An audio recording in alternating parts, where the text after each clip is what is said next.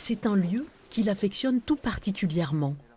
Là, on aura la verveine, là, on a du persil. Le jardin des senteurs, non loin du potager, où poussent en cette saison blettes, choux et poireaux. C'est la première fois que je travaille dans un potager comme ça. Vraiment.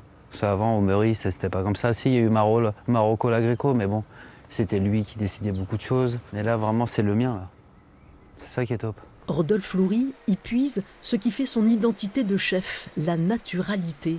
Elle fait des légumes les stars des plats et relègue viande, volaille ou poisson au rang d'accompagnement, comme avec cette amuse-bouche, signature de la maison.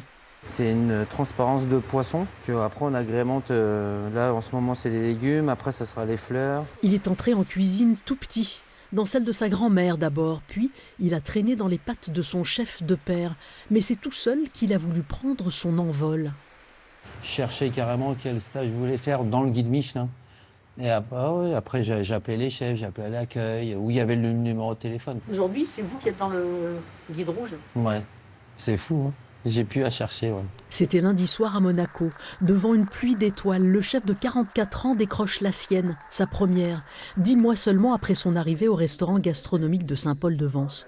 Son mentor était dans la salle.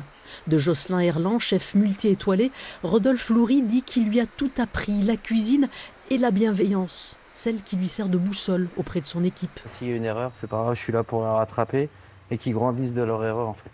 Qu'on grandisse tous ensemble. Aujourd'hui, il veut savourer. N'allez pas déjà lui parler d'une deuxième étoile? Rodolphe Loury veut d'abord prendre le temps de digérer la première.